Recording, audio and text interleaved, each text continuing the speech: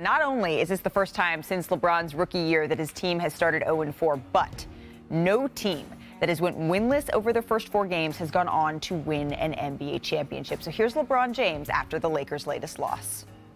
Some of it's early season stuff, obviously. You know, like I said, it's a new system. It's a new group of guys together. We're still trying to get familiar with one another. I think, you know, we've been 3rd overall in defensive ratings, top 10 in pretty much everything defensively. And we've been bottom everything offensively. I had some unforced turnovers today, just trying to make the right play, but not being aggressive enough, you know, and forcing a lot of things. But, yeah, we got to make some shots. We now welcome in ESPN senior writer Brian Windhorst. And Brian, you have followed LeBron incredibly closely throughout his entire career, and we've seen him take teams, carry teams far into the playoffs. But how are you assessing this start? Well, LeBron knew when he signed the extension with the Lakers back in August, which in essence took the pressure off of them, really rapidly improving the team for this year. He knew when he did that it was a longer-term investment. Certainly he and the Lakers wanted this season to have a better start, and they still are hoping that they can turn it around. But I don't think anybody was under the delusion that this was a complete team. They knew they were going to have issues. They knew that they were going to have to deal with the Russell Westbrook situation, which we're in the middle of seeing them do with right now. It is not something that was unexpected. And like LeBron just said, they do see some light at the end of the tunnel because they're defending better. And if they can just get out of playing some of the worst offense we've seen in recent modern history, that they should be okay. But Malika, saying you know, Lakers and championship in the same sentence, it's just not rational. And it wasn't rational in August. And I do think LeBron and the rest of the Lakers understand that. Brian, thank you. Please do not go too far. So here's something we know. Right? We know that successful LeBron James teams, he's surrounded by shot makers when that happens. He's assisted on more threes than Steph has made in his entire career, which is wild. But this Lakers team is not built that way. They're shooting 22.3% from deep. That's the worst stretch in any 4-game span in NBA history, like ever. You pick any 4-game stretch for any team since the induction of the three-point line, and the Lakers would have shot worse than that from the beyond the arc. So here's Patrick Beverley on how they're looking on the bright side here. Well, I think we were shooting 20%, and today we shot 26%. So we got better.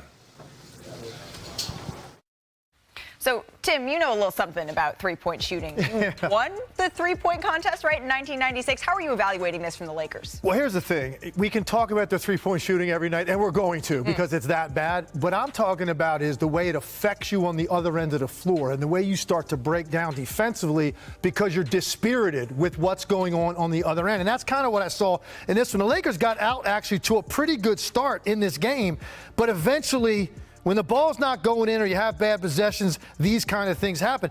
And actually, initially, it's pretty good. It's just a simple 2-man game that Denver's going to run right here. And you get 2 guys involved, 2 defenders involved in the ball screen action. And LeBron and Patrick Beverley do a nice job containing this. The 3rd guy involved in this is Anthony Davis, and that's going to be the focus of this possession. You can see him sort of hovering and hanging out in case Gordon were to get a slip to the rim. He's in the proximity to defend that. But as you can see right here, we're in good shape. Both of these situations are locked down. So now Anthony Davis has to understand Nikola Jokic has rotated to the top. This is your closeout and your responsibility on this possession. And you'll take a look what happens. On the swing, look at Anthony Davis's body positioning. He is completely upright. And there is no way Nikola Jokic from 27 feet, a guy that's not exactly fleet of foot, should be able to catch this, turn the corner, get to the rim. And then you rely on help if this does happen. And here's the situation. Patrick Beverley's saying, all right, I got 3 options. I can stay here, fully commit, draw a charge, in which case it'll probably be a kick out to Murray. I can stunt and recover, and then you're going to ask for that last line of defense, or I can just stay home. And watch what he does. He stunts and recovers, and that means the last line of defense is LeBron James. And here's what LeBron is thinking. I'm reluctant to fully commit on Jokic's drive because that means Aaron Gordon is going to go up here and catch a lob from one of the best passers in the league. So instead, he stays back flat-footed. It's an easy turn or corner dunk. That just is too simple. Now, this one, again, offensively, it leads from the mistake what you get defensively. Here's the entry pass to the wrong hand. Anthony Davis doesn't really hold him off. Look at the job Jokic does in getting this deflection on the backside. But it's what happens after that I'm concentrating on. First, this is your center. Now, you show me a center in the league in this situation that's not going to advance the ball to a guard and let him push it, and we get out running this way. But no, this is Nikola Jokic. You know what he says? He's like, no, guys, I'm going to go ahead and push this as the point guard, and now my wings are going to get out and run. And that's what I want you to focus on defensively. Stop it right here. You're in a great position, actually. You've got this defender in front of this wing runner, and you've got a back defender that is clearly going to stop the ball as it comes up the floor. But watch what happens right here.